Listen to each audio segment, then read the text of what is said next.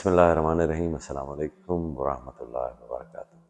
In ancient times, a king of Tartare was walking with some of his noblemen, his courtiers, his wazirs, his ministers, and on that walk at the roadside, they saw an Abdal.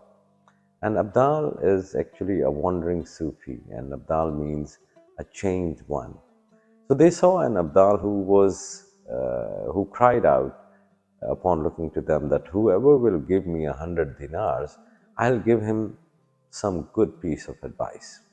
The king, who was very wise and who was always seeking for the knowledge, he stopped and said, Abdal, what is the good advice for 100 dinars?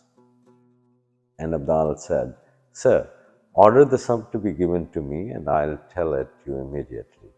The king did so, expecting to hear something extraordinary. When the dervish got his money, he said to him, My advice is this: never begin anything until you have reflected what will be the end of it.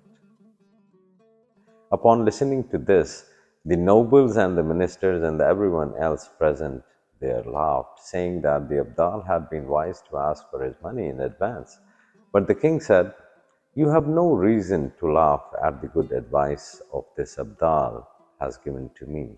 Nobody is unaware of the fact that we should think well before doing anything. But we are daily guilty of not remembering this, and the consequences are very evil. I very much value this dervish's advice.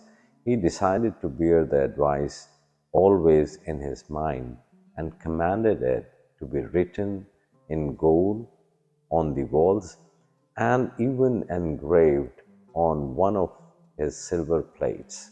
So he must be reminded all the time of this advice. So not long ago afterwards, a plotter in the palace desired to kill the king. He bribed the royal surgeon with a promise of the prime ministership to thrust and poison lessened into the king's arm. When the time came to let some of the king's blood, a silver basin, a plate, was placed to catch the blood.